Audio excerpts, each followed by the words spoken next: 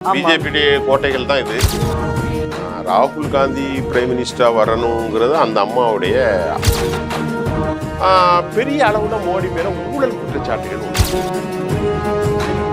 BJP alliance வச்சிருக்காங்கல்ல, இந்த வாட்டி அவ்வளவு இதுல ஜெயிக்கிறது ரொம்ப கஷ்டம். சீமான் இந்த மண்ணு தான் ஆளணும்னு சொல்றாரு.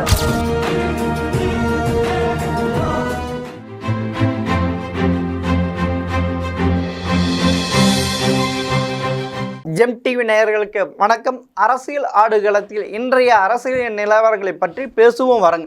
வணக்கம் சுபையன் சார். வாங்க சார். குட்டிக்கண்ணன் சார், எப்படி இருக்கீங்க? நல்லா இருக்கீங்களா? நல்லா இருக்கேன் சார். வேற என்ன சார் விஷயம்? என்ன சார் நேற்று எப்படி சார் போச்சு? 5th அதான் கேட்குறீங்க. நேற்று எப்படிங்கும் போது 5வது கட்ட தேர்தல் கிட்டத்தட்ட 428 தொகுதி முடிஞ்சுது. 428 முடிஞ்சது. 428 தான் 28. 528 இன்னும் மிஞ்சி போனா இன்னும் ஒரு 120 25 30 தொகுதி தான் இருக்கு. கிட்டத்தட்ட நிறைவேற்றிட்டு. ஆமா, எல்லாமே ஹிந்தி பெல்ட். ஹிந்தி பெல்ட்னா ரொம்ப முக்கியம். அதாவது அது ஒரு ஹிந்தி பெல்ட். அப்புறமா அதிகமா பிஜேபி ஜெயிச்ச இது 2019. ஆமா, பிஜேபியினுடைய கோட்டை. இப்போ உத்தரப்பிரதேசம் அந்த மாதிரி பகுதிகள் எல்லாமே, வெஸ்ட் பெங்கால் அப்படி வருது. பிஜேபி கோட்டைகள் தான் இது. ஒரு பதட்டம் நிறைந்த சூழல். ஆனா ஒரு இடத்துல 49ல 41 பிஜேபி வென்று. 49ல 41 பிஜேபி தான். அதுல ரிஸ்க் என்னன்னா, அதுல 1 குறைஞ்சாலும் அவனுக்கு பெரிய சிக்கல், 2 குறைஞ்சாலும் சிக்கல். ஒரு பேச்சுக்கு சொல்ல வரேன். ஆனா திடீர்னு பார்த்தா ஒரு பக்கம் பிஜேபி நாங்கள் 400 இடத்துல ஜெயிப்போம், அதாவது அவங்க பிஜேபி தனியாக 370 அலையன்ஸோடு 400 சொல்லிட்டு ஜெயிப்போன்னு சொல்லிட்டு இருந்தாங்க. அப்புறம் டவுன் ஆயிட்டாங்க. இப்போ 5வது பேசல பார்த்தா காங்கிரஸ் அப்படியே உல்டா ஆயிடுச்சு. நாங்க 300 இடம் ஜெயிப்போன்றாங்க. இல்லை, இப்போ அது நடக்கக்கூடிய விஷயம். தமிழ்நாட்டில் வரக்கூடிய இந்த யூடியூபர்ஸ் கட்சிக்காரங்க பேச்செல்லாம் நான் பெருசா கண்டுகிட்டது இல்லை. இல்ல நீங்க இல்ல, பிரியங்காவே சொல்லியிருக்காங்கல்ல, நாங்க 300 தொகுதியில ஜெயிப்போம், ராகுல் காந்தி பிரைம் மினிஸ்டர் வருவாரு, அதுக்கான ராகுல் காந்தி பிரைம் மினிஸ்டரா வரணுங்கிறது அந்த அம்மாவுடைய தம்பி வரணுங்கிறது அக்காவுடைய ஆசை. அது தப்பு இல்லை. நீங்க 2014 2019 இதே பிஜேபி அவரை எப்படி கிண்டல் பண்ணாங்க? பிஜேபி பப்பு, இன்னைக்கு பப்புலாம் சொல்றது பப்பு இல்ல, பப்புன்னு சொன்னா இவங்க பப்பாயிருவாங்க. ஆனா அதே அமித்ஷா மோடி வெர்சஸ் ராகுல் தானே இப்ப சொல்லியிருக்காங்க. ஏன்னா அப்போன்னா அவர் நல்லாவே தன்னை அரசியல்ல நல்லா வளர்த்துக்கிட்டாரு, நல்லா நாலேஜ் இம்ப்ரூவ் பண்ணிட்டாரு, மோடி விட நல்லாவே செய்யறாருன்ற ஒரு இது உருவாயிடுச்சு. நான் கொஞ்சம் பேசுறேன்னா, குட்டிக்கண்ண சார், மோடி பெரிய நாலேஜபிள் பெர்சன் கிடையாது. இல்ல, இது வரைக்கும் எல்லாரும் மோடிய நாலேஜபிள் பெர்சன் நான் சொல்றேன். நான் புரிஞ்சுக்கிட்டே நீங்க மாறுபட்டு சொல்லுங்க. மோடி ஒரு சுயம் சேவக்கு. ஆமா சார். அடுத்து ஒரு குஜராத்தி, 3வது ஹிந்திய ஆற்றலோடு பேச தெரிஞ்சவர். இந்த 3 தான் அவருடைய கேட்டகரி. மோடி கீழ்மட்டத்திலேருந்து வந்தவர். அதனால தான் அவரை சுற்றி கலவர பிரச்சனைகள் எல்லாம் அவரை மையப்படுத்தியே வந்திருக்கு. 2002 2013 2020 எல்லாம். இந்த விவகாரத்தில் அவருடைய பேச்சு 2014 பெரிய அளவில் எடுபட்டதுக்கு காரணம் இந்தியா ஷைனிங் மாதிரி குஜராத் மாடல். வளர்ச்சி. அது மட்டும் இல்லாம வளர்ச்சி அரசு, அப்புறமா வேலை வாய்ப்பு. 2014 2019 புல்வாமா, பாலாகோட், அதே வளர்ச்சி தான். அதே வளர்ச்சி சார். நீங்க ஆனா இதே சி ஓட்டர்ஸ் எடுத்த கணக்கு பிரகாரம் புல்வாமா தாக்கு 0.2% தான் அவங்களுக்கு கை கொடுத்ததுன்றாங்க சார். அது எப்படி சார்? அது போய் சி ஓட்டர்ஸ் சொல்லிருக்காங்களே, அது ஒவ்வொருத்த கணக்கு. சி ஓட்டர்ஸ் கொஞ்சம் கரெக்டா இருப்பாங்கன்னு ப்ரொடெக்ஷன். ஆக்சுவலி எல்லாமே புல்வாமாவில் அவங்க ஜெயிச்சாங்கன்னு நம்ம சொல்ல முடியாது. அது உண்மைதான். ஏன்னு கேட்டீங்கன்னா, எல்லாருக்கும் புல்வாமா போய் சேர இல்லையே. இப்ப புல்வாமா நாட்டில் இருக்கிற 96 கோடி பேருக்கு போய் ஜெயிச்சுதா? இல்லை. மோடிக்கு மாற்றான ஒரு தலைமை இல்லைங்கிறது 2019 மக்கள் புரிஞ்சுக்கிட்டான். அதனால புல்வாமாவும் இருந்துச்சு. ஆனா இவங்க எல்லாரும், நீங்க சொல்றது சரிதான் குட்டிக்கணும், இது வரைக்கும் யாரும் பேசாத விவகாரத்தை நம்ம சொல்ல நினைக்கிறேன். எல்லாரும் என்னமோ நினைச்சுக்கிட்டா புல்வாமா அப்படிலாம் இல்லை. புல்வாமா தாக்குதல், அதாவது ஒரு குறிப்பிட்ட சதவீதம் புல்வாமா நீங்க சொன்ன எக்ஸாக்ட்லி கரெக்ட் நான் நினைக்கிறேன். மீதி உள்ளது என்னன்னா வளர்ச்சி அரசியல். அது ரொம்ப முக்கியம். பெரிய அளவுல மோடி மேல ஊழல் குற்றச்சாட்டுகள் ஒண்ணும் இல்ல அந்த டைம்ல 2019. ஆனா அப்புறம் மிக முக்கியமாக இருந்தது, சரி மோடிக்கு ஓட்டு போடல, இல்ல சார், டிமானிட்டேஷன் பெரிய லெவல்ல அது வந்து அடிபடும். இல்ல அது அடிபடும், அதனால பிஜேபி தோத்துரும் தான் சொன்னாங்க. அது இவங்க சொன்னாங்க. ஆனா அதோட எஃபெக்ட் எல்லாம் ஒரு 3 வருஷத்துல தெரியாது. அதனால அந்த டிமானிட்டேஷன் எப்ப சார் கொண்டு வந்தாங்க? 16ல. ஆமா, நவம்பர் 8ஆம் தேதி இருந்துச்சு. 16, 17, 17ல ஜிஎஸ்டி. ஆனா அந்த 17, 18ல தான் ஜிஎஸ்டி வந்துச்சு. 17ல தானே ஜெயிச்சது யோகி ஆதித்யநாத். ஆமா, யோகி ஆதித்யநாத் ஜெயிச்சது அப்பதானே ஃபுல் ஸ்வீப்ல வந்தாரு. ஆமா. ஆனா என்ன காரணம்னு சொன்னா, நீங்க சொன்ன மாதிரி எதிர்கட்சி முகாம்கள்ல யாருமே இல்லைங்கிறது மோடிக்கு 2019ல பிளஸ் பாயிண்ட். ஆமா, plus Pulwama, plus Balakot state, இவ்வளவுதான். அவ்வளவுதான் சார், இவ்வளவுதானே தவிர இன்னைக்கு இருக்கக்கூடிய சிச்சுவேஷன் கம்ப்ளீட்டா டிஃபரெண்ட். எப்படி டிஃபர் ஆயிருக்குன்னா, அதுக்கு எதிராக ஒரு கூட்டணி, இந்தியா கூட்டணி, வளமான கூட்டணி. ஏன்னா இப்போ தமிழ்நாட்டுல கூட்டணி, கேரளாவுல கூட்டணி, அப்புறமா வந்து தெலுங்கானா வலுவாக இருக்கிறது. தெலுங்கானா வலுப்பெறுவாக, காங்கிரஸ் மட்டும். மகாராஷ்டிரால இருக்கு, பஞ்சாப்ல அவங்க இல்லனாலும் அவங்க கூட்டணி, டெல்லியில இருக்கு, பீகார்ல இருக்கு, எல்லா இடமும் இருக்கு, உத்தரப்பிரதேசல இருக்கு, வெஸ்ட் பெங்கால்ல இருக்கு. வெஸ்ட் பெங்கால்ல கம்யூனிஸ்ட் தான் கூட்டணி, வலுவாங்க. அதனால இப்போ இவருடைய நியாயா யாத்ரா, ஜுடா யாத்ரா இதெல்லாம் வந்து கொஞ்சம் இம்பாக்ட் உருவாக்கிருக்கு சார். இவங்க வந்து இந்திய கூட்டணி வந்து கரெக்டா ப்ரொடக்ஷன் பண்ணி அவங்க தேர்தல் பிரச்சாரம் போயிட்டே இருக்காங்க. ஆனா பிஜேபி இந்த வாட்டி எதுவுமே சரியா பண்ணல, சொதப்பிட்டே இருக்காங்க. அது வந்து நான் ஒண்ணு கேக்குறேன், இப்ப நம்ம இதை நேயர்களுக்கு தெளிவுபடுத்தணும். ராகுல் காந்தி, பிரியங்கா காந்தி, சோனியா காந்தி, டிஎஸ் சிவகுமார், அவன் பேர் என்னது, சித்தராமையா, ஆமா, கம்யூனிஸ்டுடைய தலைவர்கள் கம்ப்ளீட்டா எல்லாரும். அப்புறமா ஸ்டாலின், அப்புறமா எடுத்துக்கிட்டா அப்படி வந்து மம்தா பானர்ஜி, அகிலேஷ் யாதவ், தேஜஸ்வி யாதவ், அகிலேஷ் யாதவ், உத்தவ் தாக்கரே, சரத் பவார், சுப்ரியா சூலே, இவ்வளவு பேச்சாளர் இருக்காங்க. சார் இருந்தாலும் நான் எடுத்துக்கிறேன் சார், இவ்வளவு பேச்சாளர் இருந்தாலும் பார்லிமெண்ட் எலெக்ஷன்ல இந்திய கூட்டணிக்கு பிரச்சாரம் எடுத்துக்கிட்டா ராகுல் காந்தி, பிரியங்கா காந்தி, கார்கே, இங்க 3 பேர் தான் சார் இருக்காங்க. அது காங்கிரஸ்ல இல்ல இந்த இந்திய கூட்டணிக்கே அவங்க அந்தந்த ஸ்டேட்ல இருக்கிறாங்க. இப்போ நீங்க சொன்ன மாதிரி மம்தா பானர்ஜி இருக்காங்க, நீங்க சொன்ன அகிலேஷ் யாதவ் இருக்காங்க, தேஜஸ்வி யாதவ் இருக்காங்க சார். எல்லா மாநிலங்களிலும் அந்தந்த ரீஜனல் பார்ட்டி இருக்காங்க. அகிலேஷ் உத்தரப்பிரதேசல இருக்காரு சொல்றேன், தேஜஸ்வி பீகார்ல இருக்காரு, இவர் டெல்லி, ஹரியானா, பஞ்சாப் இந்த பக்கத்துல கெஜ்ரிவால் இருக்காரு, டிகே சிவகுமார், சித்தராமையா அங்க இருக்காங்க, ஸ்டாலின் இருக்காங்க, அவங்க அப்படி இருக்காங்க. ஆனா 3 பேரும் நீங்க சொன்ன மாதிரி கார்கே, பிரியங்கா, அந்த 3 பேரும், அதாவது பிரியங்கா கூட உத்தரப்பிரதேசத்தோட நின்னுக்கிட்டாங்க, பெருசா வெளியே போல. இல்ல இப்ப வாட்டி அவங்க நல்லாவே நல்லா பேசுறாங்க, அவங்க லோக்கல் ஹிந்தி பேசுறாங்க. ஆனா இதே வந்து ராகுலுக்கு அந்த லோக்கல் ஹிந்தி ராகுலுக்கு வரல.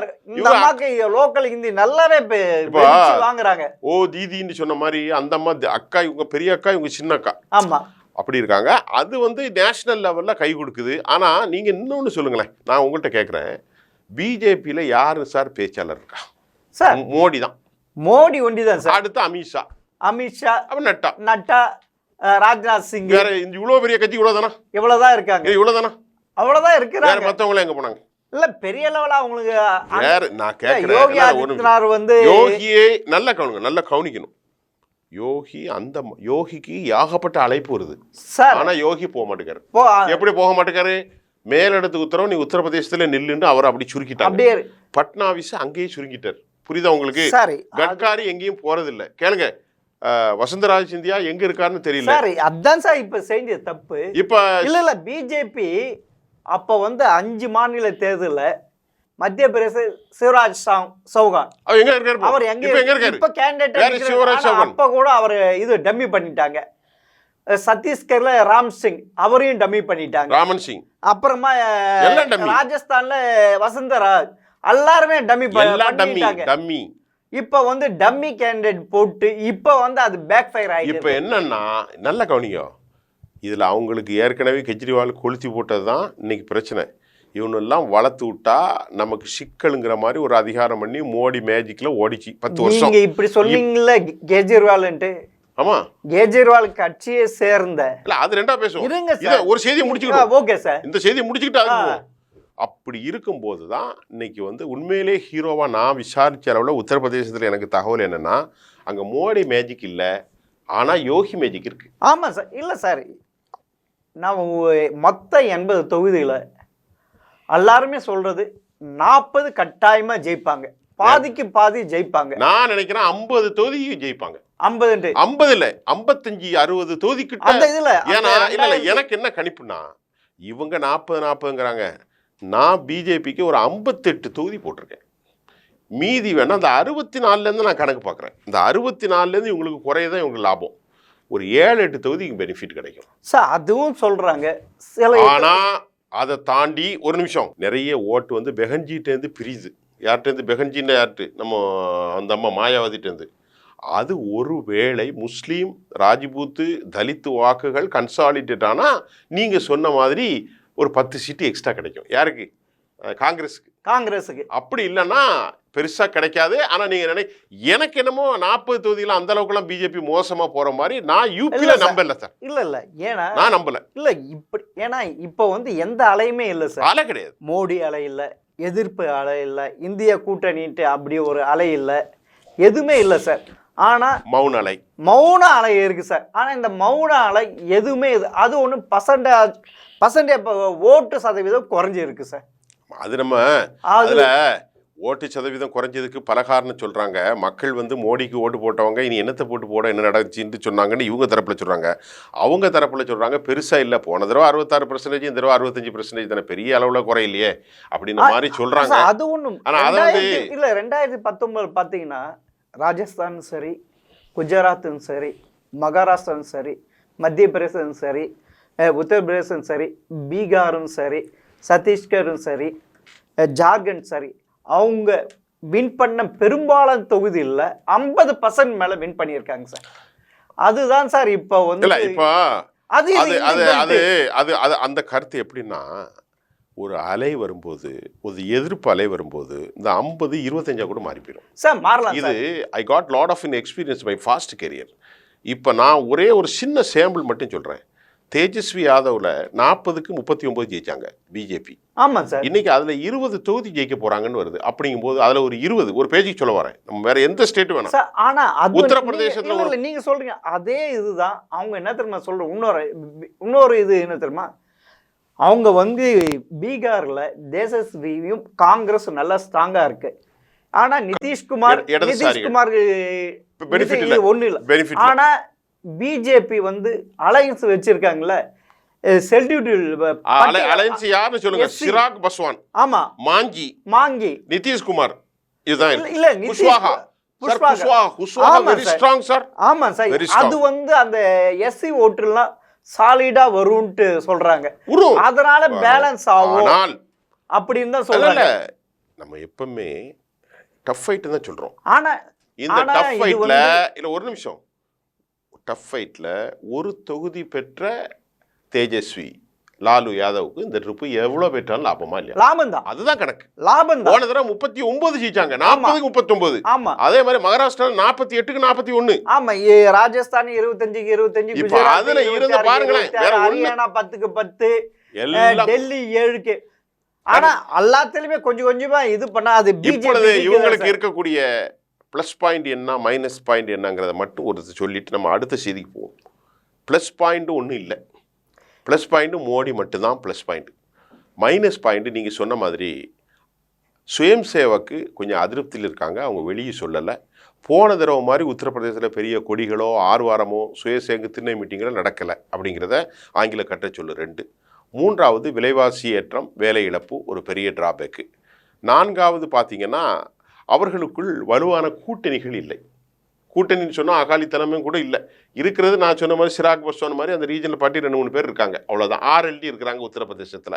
மற்றபடி ஒன்றும் பெருசாக இல்லை. நிதிஷ்குமார் பல்டிகுமார் ஆகிட்டார், அவருக்கு ஒன்றும் இல்லை. அது மட்டும் இல்லாமல் 5வது காரணம், எந்த அரசுக்கு எதிராகவும் ஒரு 3-4% ஆன்டி இன்கம்பன்சி இருக்கும். அதே மாதிரி 10 ஆண்டுகால ஆட்சிக்கு எதிராக இருக்கிறது. 6வது காரணம், லோக்கல் எஃபெக்ட் பெருசா இருக்கே தவிர நேஷனல் லெவல்ல ஒரு பெரிய மாய் சரி, இல்ல அது வந்து பார்த்துட்டோம். இது நீங்க அதே இப்படிதான் சொல்றாங்க, இப்படி இருக்கு. ஏழாவது காரணம் 2019 வலுவற்ற எதிர்க்கட்சிகள் தற்போது வலுவான எதிர்க்கட்சிகள் சார். Right sir. இது போன 2019 கம்பேர் பண்ணும்போது சரி சார். இப்போ வந்து இதே பிரியங்கா வந்து இப்போ 300 தொகுதி ஜெயிக்க போகுதுன்னு சொல்றாங்க. அது எப்படி சார்? ஏற்கனவே காங்கிரஸ் 330 இடத்துல தான் நிக்குது. அது எப்படி சார்? காங்கிரஸா 300 ஜெயிக்க போதா? அதாவது காங்கிரஸ் கூட்டணி 300 இடம் ஜெயிக்கும்ன்றாங்க. ஜெயிக்கலாம், ஏன் ஜெயிக்க முடியாது? காங்கிரஸ் கூட்டணி மீதி மாநில கட்சி எந்த கட்சி சார் 50க்கு மேல இருக்கு? சார் எது சார் இருக்கு? ஒரு நிமிஷம். இல்ல சார் ஒரு நிமிஷம். மகாராஷ்டிரால தான் 48 இருக்கு. மகாராஷ்டிரால இருக்கா? ஆமா. தமிழ்நாட்டுல இருக்கா? தமிழ்நாட்டுல 40. தமிழ்நாட்டுல 40 இருக்கு. வெஸ்ட் பெங்கால் 42. அப்புறமா பீகார்ல 40. ஆனா ஒண்ணு இந்த இதுல சார் யூபில 80 இல்ல சார். Right sir. எல்லாத்துலயும் சொல்றோம் 20 ஏன் வர முடியாது? இல்ல இவங்க வந்து எந்த கட்சியாவது 50க்கு மேல ஜெயிக்கிற மாதிரி சார். ஒன்னே ஒன்று சொல்றேன் சார், நான் ஒரு நிமிஷம். தமிழ்நாடு ஒரு நிமிஷம் இருங்க.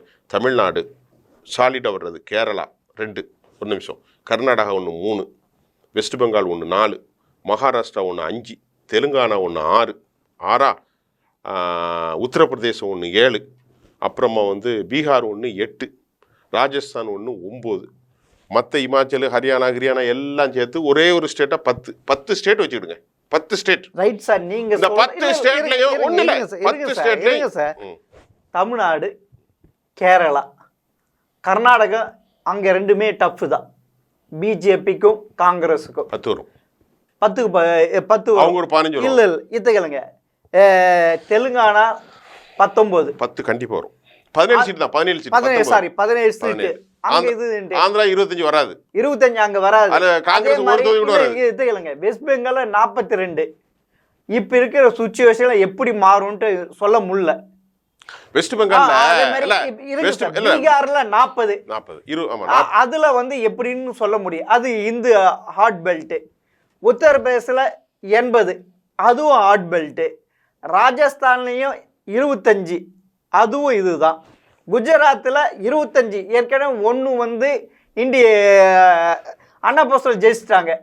ஹரியானாவில் 10, இப்போ ஹரியானாவில் 10, பஞ்சாப்பு, டெல்லி இது 3மே ரொம்ப ஃபைட்டு தான் சார்.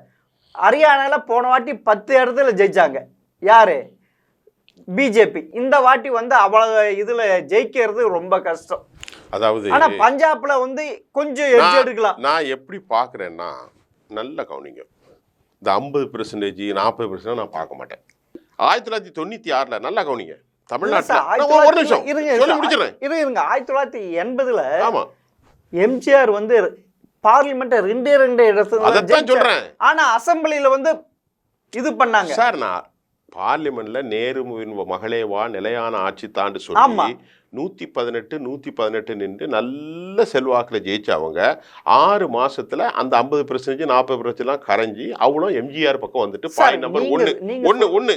ரெண்டாவது பாயிண்ட் நம்பர் 96ல ஜெயலலிதா அம்மாவுக்கு எதிராக பர்கூர்ல தோத்தாங்க.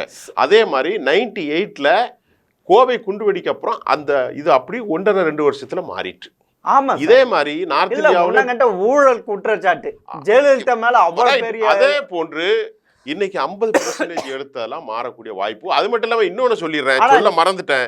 உத்தரப்பிரதேசத்துல ஏராளமான தொகுதிகளில் அது கிட்டத்தட்ட என்கிட்ட ஒரு கணக்கு இருக்கு, மிக குறைவான வாக்குல தான் ஜெயிச்சிருக்காங்க. 50,000க்கும் கீழான வாக்குகள்ல 2000 ஓட்டு, 5000 ஓட்டு, 8000 ஓட்டுலாம் இருக்கு. இல்ல அதுவும் இருக்கு, இவங்களுக்கு இருக்கு, அவங்களுக்கு இருக்கு. ஆனா மீதி ஹாட் பெல்ட்ல பாத்தீங்கன்னா 50%. ஏன்னா நம்ம தமிழ்நாடையும் கேரளாலையும் கம்பேர் பண்ணக்கூடாது சார். ஏன்னா நம்மளது தான் டிஃப்ரெண்ட்.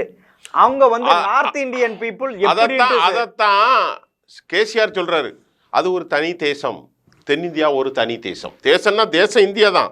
அந்த மக்களின் உணர்வுகள், அந்த மக்களின் பார்வைகள் வேறு. தமிழ் இந்த திராவிட இல்ல இப்ப சொன்னீங்களே தேசம்ட்டு. இப்ப வந்து இதே மோடி தான் உத்தரப்பிரதேசலையும் பீகார்லயும் தமிழ்நாட்டுக்காரன் உங்களை கேவலமா இது பண்றான்டா அப்படின்ட்டு பேசுறாரு. மோடி ரொம்ப பிரிச்சு பேசுறாரு. மோடி ஆமா நீங்க சொல்லுங்க, நான் சொல்றேன். இல்ல இந்த செந்தில்குமார் பேசுனது, கோமூத்ரா அப்படி பேசுனது, தயாநிதி நார்த் இந்தியன் பீகார் கக்கூஸ் கழுவுதா லாக்கின்றது, பொன்முடி மூளை இல்லாதவன்றாது, பானிபூரி விற்கிறவன், நேரு மூளை இல்லாத, இது வந்து அங்க பெரிய லெவல்ல போக்கஸ் பண்றாங்க சார். இதெல்லாம் ரொம்ப தப்பு. இது வந்து இது தேச துரோகம். நான் என்ன சொல்றேன், ஒற்றை வாசில சொன்னா நாம தேச அமைப்புல கட்டமைக்கப்படும், நம்மளாம் ஒரு நேஷனலைஸ்டு மேன். இப்ப நான் என்னுடைய தனிப்பட்ட முறையில் சொல்லட்டா, பிராமண வெறுப்பு இந்த நாட்டை அழிக்கும், இஸ்லாமிய வெறுப்பு இந்த நாட்டை அழிக்கும், தலித் வெறுப்பு இந்த நாட்டை அழிக்கும். ஆமாம் சார். அப்படிப்பட்ட நான் என்னுடைய இயற்கையா நான் சுஃபியான், என்னுடைய சிந்தனை என்னன்னா, என்னுடைய ஐடியாலஜி மனிதர்களை மதத்தாலும் சாதியாலும் பிரிப்பதை எதிர்ப்பவன். ஆனால் தமிழ்நாட்டில் பிராமண எதிர்ப்பை மட்டும்தான் கொண்டு வந்தான். ஆனால் சாதி ஒழிப்பை இவன் கொண்டு வரல. நேரடியாக நம்ம பேசியிருக்கோம். அதனால என்ன லாபம்? ஜாதி இன்னும் விஷமாக வளர்ந்துருக்கிறது. அதே சிலையில் இன்னொன்று சொல்கிறேன், இவங்க திமிர் பிடிச்சவங்க. இந்த தயாநிதி மாறன், இந்த செந்தில் ஒருத்தன், இவனெல்லாம் வந்து பிஹாரி மக்களை வந்து கேவலப்படுத்த எப்படி தெரியுமா? நம்ம கேவலப்படுத்துறது. யார? உங்க அம்மாவையும் எங்க அம்மாவையும் கேவலப்படுத்துறது. இது ஒரு தேச துரோகம். அதுதான் சார் இப்ப வந்து இது பண்ண அது இப்ப பேசுறேன். அதே அத இல்ல இவனும் தேச துரோகமா பேசுறது திமுரு. அதே மாதிரி மோடி ரொம்ப ரொம்ப தப்பு பண்றாரு மனுஷன். இஸ்லாமியர்களுக்கு எதிராக இன்ஃபில்ட்ரேஷன்லாம் சொன்னது மட்டும் இல்லை, அங்கே போய் தென்னிந்தியா நார்த் இந்தியான்னு சொல்லி தமிழ்நாட்டுக்காரன் பாண்டியன்னு சொல்லி அங்கே குழப்பத்தை விட்டதுக்கு ஒரு காரணம், தமிழ்நாட்டில் வாக்கு முடிஞ்சிட்டுங்கிறது ஒரு காரணம். மூணாவது கேளுங்க, போஸ்ட் எலெக்ஷனுக்கு அப்புறம் ஆதரவு கிடைக்கக்கூடியவனையும் மண்ணலி போட்டார். யார? நவீன் பட்நாயக். இல்ல சார், உனக்கு எழுத தெரியாது, நீ சீட்டை வார்த்தை வாசிப்பா. இல்ல நாலேஜ் இல்ல சார். இப்போ வந்து இங்கே தமிழ்நாட்டில் எப்படி சீமான் வந்து இந்த மண்ணை இந்த மண்ணு தான் ஆளணும்னு சொல்கிறாரு, அதே மாதிரி தான் குஜராத்தில் போய் பேசியிருக்காரு மோடி. இந்த மண்ணை சேர்ந்தவன் தாண்டா ஆளணும். இங்கே இருக்கிற பூரி ஜெகநாத் கோவிலுக்கு சாவி ஒரிசால எடுத்துட்டு போயிட்டாங்க தமிழ்நாட்டுக்குன்றாரு. சரி சார், இவர் மண்ணின் இவர் யார் சார்? இவர் எந்த மண்ணு சார்? அப்ப இவர் பேச இல்ல இவர் எந்த மண்ணு? குஜராத்தை சேர்ந்தவர். தமிழ்நாடு வந்து ஆல்ரெடி குஜராத். இவர் ஏன் போயிட்டு வாரணாசில போய் நிக்கிறாரு? ஏன் நிக்கிற நீ? அடுத்த கேள்வி வரும்ல, நீங்க போய் வாரணாசில நிப்பீங்க, தமிழ்நாடு வந்தா கணியன் பூங்குன்றனாரை பத்தி பேசுவீங்க, திருக்குறளை பத்தி பேசி தேமா அழுகுறது, ஒரிசால போய் பாண்டியன் தமிழன்னு கேவலப்படுத்துறது. அப்போ நீ தான் பக்கா சுயநலவாதின்னு மக்கள் புரிஞ்சுக்கிட்டாங்க. இப்ப இது சார் நார்த் இந்தியா பாத்துட்டோம், நம்ம தமிழ்நாட்டுக்கு வரும் சார். பாத்துக்கலாம், நார்த் இந்தியால சொல்லி முடிச்சு இன்னொரு ஒரு வாரம் கழிச்சு பாத்துக்கலாம். ஆமா 10 நாள் கழிச்சு சார். இப்ப வந்து ஜூன் 4ஆம் தேதி கவுண்டிங் அப்ப என்னென்னவோ மாற்றம் ஏற்படும்ன்றாங்களே சார். என்ன மாற்றம்? எது? ஏடிஎம்கேல மாற்றம் ஏற்படும்ன்றாங்க, டிஎம்கேல மாற்றம் ஏற்படும்ன்றாங்க சார். ஏடிஎம்கே பொறுத்தவரை சொல்லிடுறேன் சார், எடப்பாடி பழனிசாமி நேற்று என்ன சொல்லியிருக்காருன்னா, தேர்தல் கமிஷன் நியாயமாக நடக்கணும்னு சொல்கிறாரு. ஏன் அப்படி சொல்கிறாருன்னா, பிஜேபி இந்த முறை வர முடியாதுன்னு அவர் நம்புறார். இந்த நம்ம பேசின இதெல்லாம் அவருக்கும் தெரியுது. ஆனால் ஏடிஎம்கே எந்த காலத்திலும் தலை தூக்காது எடப்பாடி என்கின்ற ஒரு தலைமையிலங்கிறத நான் உறுதியாக சொல்கிறேன். ஏன்னு கேட்டிங்கன்னா, அந்த கட்சி சாதி கட்சி மாதிரி கொண்டு போகிறது அது ஆபத்து. அந்த கட்சியை பொறுத்தவரை இருக்கிற மற்ற தலைவர்கள் அனைவரையும் ஒன்றாக இணைத்து சரியான வழிகாட்டுதல் அவங்க பேசினா, 2026 விஜய் வரப்போகிறாரு, சீமான் 2 பேரும் கூட்டணி அமைக்க போகிறாங்க. இது கிட்டத்தட்ட 8-16% ஓட்டை பிரிக்க போகுது. இவங்கெல்லாம் தலையில் மண்ணெலி போட்டு ரோட்டில் திரிய போகிறாங்க. இப்போ வைத்த கலக்கிற விஷயமாகத்தான் திமுகவுக்கு 78 மாவட்டங்களை பிரித்து உதயநிதி ஆள போறதாக செய்தி வந்திருக்கு. சார் நீங்க இப்படி சொல்றீங்க, ஜூன் 4ஆம் தேதி கவுண்டிங் அப்ப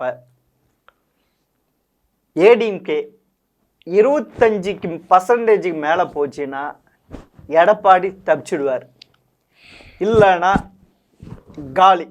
அப்படி ஒன்று ஏடிஎம்கே ஒரு 25, பாஜக ஒரு 22 வந்துதான். அப்படி வந்தாலும் காலி, சாத்தியமே இல்லை. அப்புறம் அப்படி இல்லைன்னா ஏடிஎம்கே 17% வந்தா மொத்தமே காலி. பாஜக 8% மேல வராது. அப்படி வந்தா இல்ல அப்படி வந்தா என்ன தெரியுமா பண்ணுவாங்க? பிஜேபி சென்ட்ரல்ல வந்தா எடப்பாடியை தூக்கிடுவாங்க. அது இல்லை, எடப்பாடி தூக்குறதுக்கு அவங்களுக்குள்ளேயே வந்துட்டாங்க. வேலுமணியும் சரி, செங்கோட்டையும் சரி, ஆளை போட்டாங்க. எல்லாருமே இப்ப ஒன்னா சேர்ந்துட்டாங்க. சார் இப்போ இல்ல இவருடைய இது வந்து என்ன பண்ண போறாருன்னு தெரியல. அதாவது நான் இப்ப பேசுறது எடப்பாடியை பத்தி பேசல, அண்ணா திமுகங்கிற ஒரு கட்சி இருக்கணுமா இல்லையாங்கிறது மட்டும்தான். அதே எடப்பாடி குரூப் என்ன தெரியுமா சொல்லுது, 1980ல எம்ஜிஆர் 2 இடத்துல தான் ஜெயிச்சாரு, அப்புறமா ஆட்சி பிடிக்கல. இது சார் இருங்க சார், 1996 இல்ல சார் 96ல ஏடிஎம்கே 4 இடத்துல ஜெயிச்சது, அப்புறம் ஆட்சி பிடிக்கல. அதே மாதிரி அதாவது அவங்கள்ட்ட நான் ஒண்ணு சொல்றேன், அவங்கள்ட்ட சொல்லுங்க, ஏப்பா அது செல்வி ஜெயலலிதா, அது எம்ஜிஆர் அமைச்சர், அந்த ரேஞ்சுக்கும் எடப்பாடிக்கும் எவ்வளவு தூரம் இருக்குன்னு கேளுங்க. எம்ஜிஆர் ஜெயலலிதாக்கு ஈக்குவல் எடப்பாடி ஆயிட்டாரா? அதத்தான் கேக்குறேன். பைத்தியக்காரத்தனமா பேசுறாங்க. தொடர்ந்து 8 முறை தோத்துட்டு இருக்காரு. சரி, 9வது முறை தோட்டா என்ன சார் ஆகுது? சரி, தமிழ்நாட்டை 78 மாவட்டங்களாக பிரிச்சு ஒவ்வொரு தொகுதிக்கும் 3 பேரை போட போறாங்க. ஒவ்வொரு மாவட்டத்துக்கும் 3 பேர். எந்த கட்சி? திமுக. அது யாருக்காக? உதயநிதியுடைய ஆட்களை போட போறாங்க. ஆமா, உதயநிதி. ஏன்னா இன்னைக்கு திமுகவுடைய பெர்சன்டேஜ் குறைஞ்சிட்டுனா அவ்வளவு பேரையும் தூக்க போறதாக ஸ்டாலின் சொல்லிட்டாரு.